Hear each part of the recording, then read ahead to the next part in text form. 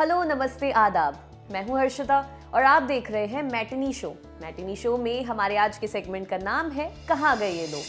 आज के एपिसोड में हम एक ऐसे शख्स की बात करेंगे जिसने हिंदी सिनेमा को सबसे बड़ा सुपरस्टार दिया, जिसने हिंदी सिनेमा को अमिताभ बच्चन दिया। आज हम बात करेंगे वीरेंद्र राज आनंद की, जिन्हें दुनिया ने मकबूल एक्टर और फिल्म मेकर टीनू आनंद के नाम से जाना। टीनू मशहूर फिल्म राइटर इंदर राज आनंद के बेटे थे। इंदर साहब ने राज कपूर के लिए अनाड़ी और संगम समेत 4 फिल्में लिखी। इसके अलावा वो छोटी बड़ी 50 फिल्मों के राइटर रह चुके थे। इंडस्ट्री में उनका बड़े लोगों के साथ उठना बैठना था, मगर उन्हें यह भी पता था कि फिल्म इंडस्ट्री बड़ी रिस्की जगह है। यहाँ एक शुक्रवार सारे इक्वेशन बदल देता है, इसलिए वो नहीं चाहते थे कि उनके बेटे फिल्मों में आए। फिल्म इंडस्ट्री से दूर रखने के लिए उन्होंने अपने बेटों टीनू और बिट्टू का एडमिशन अजमेर के मेयो कॉलेज में करवा दिया। ये सिर्फ लड़कों के लिए बना बोर्डिंग स्कूल था।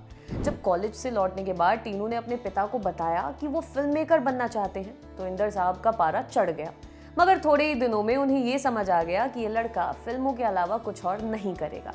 थक हार कर उन्हें टीनू की बात माननी पड़ी। जब टीनू पूरी तरह से फिल्मों में जाने का मन बना चुके थे, तो उनके पापा ने कुछ लोगों को फोन लगाए। उन्होंने फिल्म मेकिंग सीखने के लिए टीनू को 3 दिग्गजों के पास जाने को कहा। ये 3 लोग थे राज कपूर, सत्यजीत रे और मशहूर Italian film maker Federico Fellini. Raj Kapoor के पास जाने का कोई फायदा नहीं था, क्योंकि आनंद और कपूर परिवार के काफी गाढ़े संबंध थे। ऐसे में फिल्म सेट पर जाकर काम सीखने की बजाय खिलवाड़ करना ठीक ऑप्शन नहीं था। टीनू ने फेडरिको फेलिनी के यहाँ जाना चुना। वो खुश थे कि फिल्म ट्रेनिंग के साथ साथ उन्हें इटली घूमने का मौका भी मिलेगा, मगर फेलिनी की ये शर्त थी कि अगर टीनू इटली आते हैं तो उन्हें इटालियन लैंग्वेज सीख कर आना होगा। इसमें 6 महीने का समय लगना था, इसलिए ये वाला ऑप्शन भी ड्रॉप हो गया। अब बचे सत्यजीत रे, जो कि इंदर राज आनंद के अच्छे दोस्त थे। इंदर साहब ने सत्यजीत रे को एक चिट्ठी लिखी। इसमें उन्होंने रे से गुजारिश की कि उनके बेटे को अपनी छत्र छाया में फिल्म मेकिंग की ट्रेनिंग दें। 1 महीने बाद रे का जवाब आया। वो टीनू को अपने साथ रखकर फिल्म मेकिंग सिखाने के लिए तैयार हो गए।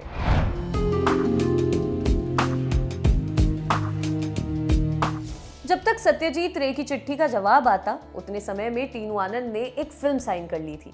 फिल्म मेकर के अब्बास टीनू के पिता के दोस्त थे। टीनू स्कूल की छुट्टियों में जब भी अजमेर से बंबई आते, अब्बास साहब के यहाँ पहुंच जाते फिल्म में रोल मांगने। टीनू उनकी फिल्मों में पासिंग शॉट्स में भी दिखने के लिए तैयार थे, मगर इस बार के अब्बास ने टीनू को अपनी फिल्म में लीड रोल दे दिया था। ये फिल्म थी सात हिंदुस्तानी। इसमें टीनू का रोल एक कवि का था। टीनू की कास्टिंग के बाद अब्बास साहब फिल्म की हीरोइन ढूंढ रहे थे। उन दिनों टीनू की एक दोस्त दिल्ली से आई हुई थी, नीना नाम था उनका। अब्बास ने उन्हें टीनू के घर पर देखा और पूछवा लिया कि वो एक्टिंग में दिलचस्पी रखती है।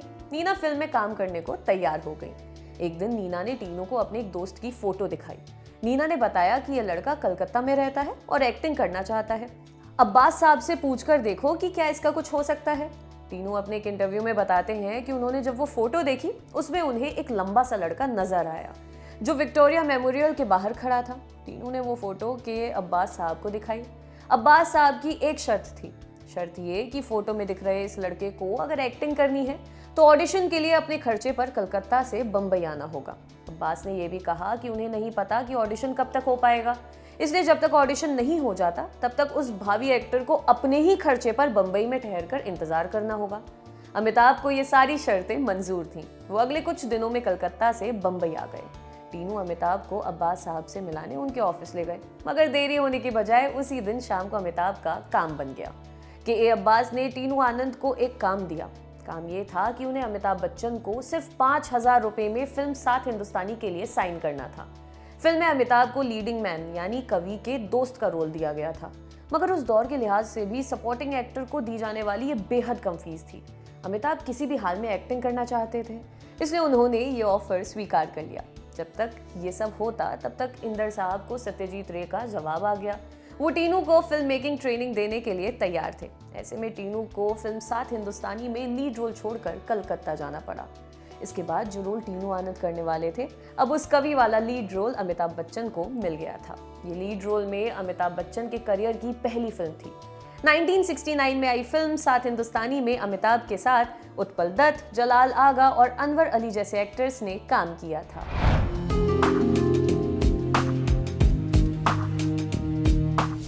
सत्यजीत रे के साथ 5 साल काम करने के बाद टीनू आनंद बम्बई लौटे। अब वो अपनी फिल्म डायरेक्ट करना चाहते थे। साथ ही वो इस गुमान में भी थे कि सत्यजीत रे जैसे लिविंग लेजेंड के साथ काम किए होने की वजह से उन्हें फटाक से फिल्म मिल जाएगी। मगर बम्बई में उनके साथ कुछ उल्टा ही होने लगा। वो जिसके पास भी काम मांगने जाते, वो शख्स सत्यजीत रे का नाम सुनकर सकुचा जाता। लोगों को लगता कि टीनू ने सत्यजीत रे जैसे सीरियस फिल्म मेकर के साथ काम किया है, इसलिए वो भी सिर्फ गंभीर सिनेमा ही बनाएंगे। इसी चक्कर में टीनू को 2 साल तक बेरोजगार रहना पड़ा। अपने एक इंटरव्यू में टीनू आनंद बताते हैं कि उन 2 सालों तक बिना फिल्म मिले उनका काम इसलिए चलता रहा क्योंकि वो एक सफल बाप के बेटे थे। उन 2 सालों में टीनू को कोई फिल्म तो नहीं मिली, मगर इस दौरान उन्होंने 70 ऐड फिल्में डायरेक्ट की, जिससे उनके घर का चूल्हा जलता रहा।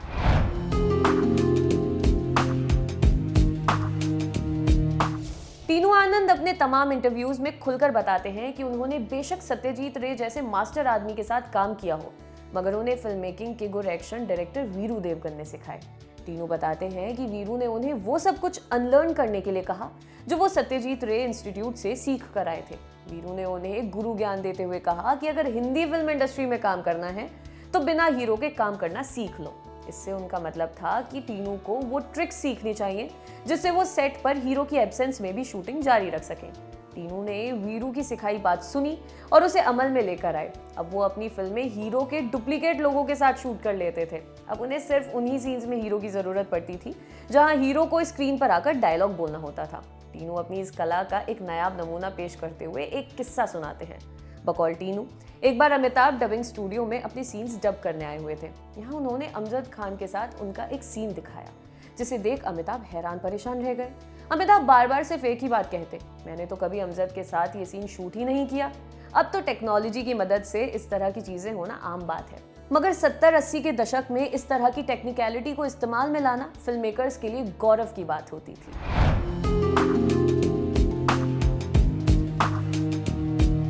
टीनू आनंद जब बतौर डायरेक्टर अपनी पहली फिल्म दुनिया मेरी जेब में बना रहे थे, तब वो एक दूसरी फिल्म के आइडिया पर भी काम कर रहे थे। बाद में इसी आइडिया पर फिल्म कालिया बनी थी।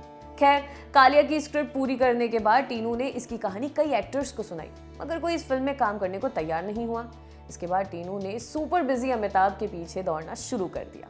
1 साल तक अमिताभ के फेर में वो स्टूडियोज की खाक छानते रहे। एक दिन अमिताभ जब फिल्म डॉन की शूटिंग कर रहे थे तो टीनू अड़ गए। तब जाकर अमिताभ उनकी कहानी सुनने को तैयार हुए। जब टीनू ने कालिया की स्क्रिप्ट सुनाकर खत्म की तो अमिताभ बिल्कुल शांत थे। टीनू ने उस शांति को भंग करते हुए कहा, आपको ये कहने की जरूरत नहीं है कि मेरी स्क्रिप्ट अच्छी लगी, क्योंकि मुझे पता है कि ये कहानी आपको पसंद आ गई है। टीनू की ओर से दी गई ये बड़ी ओवर कॉन्फिडेंट और वियर्ड सी चीज थी। अमिताभ ने टीनू से पलटकर पूछा कि उन्हें कैसे पता कि ये स्क्रिप्ट उन्हें अच्छी लगी है। इसके बाद टीनू ने अपने इस ओवर कॉन्फिडेंस के पीछे की ट्रिक बताई। टीनू ने बताया कि वो अमिताभ को स्क्रिप्ट सुनाने से पहले कई लोगों से मिलकर आए थे। उन लोगों ने उन्हें बताया कि अगर स्क्रिप्ट सुनते वक्त अमिताभ आकाश की ओर देखते हैं या अपने बाल संवारते हैं, इसका मतलब है कि उन्हें ये स्क्रिप्ट बिल्कुल पसंद नहीं आई। मगर कालिया की स्क्रिप्ट सुनते वक्त अमिताभ ने इनमें से कोई हरकत नहीं की। अमिताभ मुस्कुराकर टीनू की इस फिल्म पर काम करने को तैयार हो गए।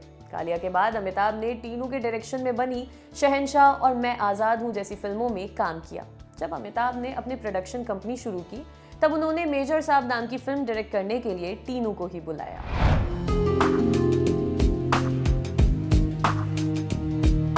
शहंशाह की शूटिंग के दौरान एक दिन टीनू के लिए एसटीडी फोन कॉल आई।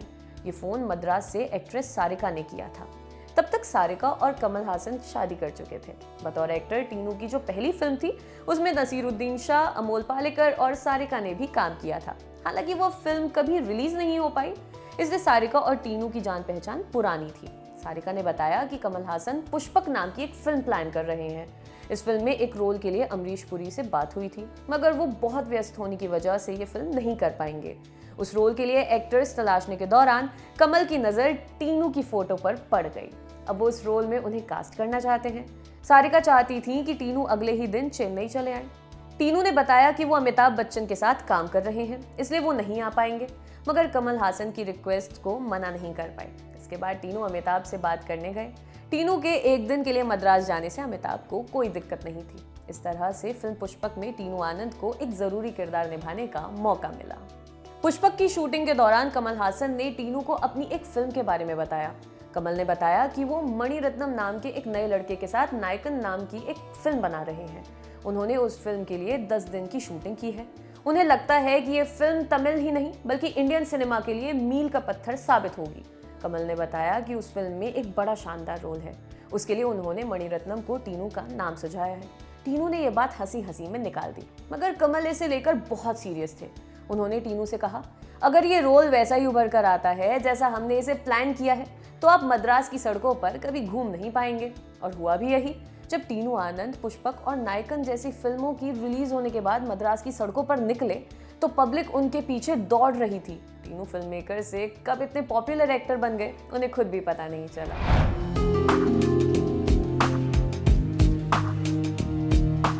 टीनू आनंद ने अपने करियर में 8 फिल्में डायरेक्ट की और 60 से ज्यादा फिल्मों में बतौर एक्टर नजर आए। वो खिलाड़ी, त्रिमूर्ति, घातक, चाइना गेट और लज्जा जैसी फिल्मों में एक्टर के तौर पर नजर आए। वो सलमान खान की दबंग सीरीज का भी हिस्सा रह चुके हैं। एक इंटरेस्टिंग ट्रिविया ये भी जान लीजिए कि कल्ट फिल्म अंदाज अपना अपना में पहले क्राइम मास्टर गोगो का रोल टीनू आनंद ही करने वाले थे। उन्होंने 3 दिन तक इस फिल्म की शूटिंग भी की थी, मगर डेट्स की दिक्कतों की वजह से उन्हें ये फिल्म छोड़नी पड़ी। आंखें निकालकर गोटियां खेलूंगा जैसा पॉपुलर डायलॉग खुद टीनू ने अपने क्राइम मास्टर गोगो वाले किरदार के लिए लिखा था। बाद में वो रोल शक्ति कपूर के खाते में चला गया। टीनू फिल्म डायरेक्शन से तो लंबे समय से दूर हैं। पिछले दिनों चर्चा थी कि 75 साल के हो चुके टीनू अपनी पॉपुलर फिल्म शहंशाह को रीमेक करने जा रहे हैं, मगर फिलहाल ये प्रोजेक्ट किसी भी एंगल से मटेरियलाइज होता नजर नहीं आ रहा। बतौर एक्टर वो आखिरी बार प्रभास की फिल्म साहो में दिखाई दिए थे। टीनू मुंबई की भागदौड़ भरी जिंदगी से दूर मड आइलैंड में बने अपने घर में रहते हैं। मैटिनी शो में आज के एपिसोड में बस इतना ही। कल आपसे फिर मुलाकात होगी एक नए एपिसोड के साथ। तब तक के लिए बने रहिए हमारे साथ और देखते रहिए दी लल्लन टॉम। शुक्रिया।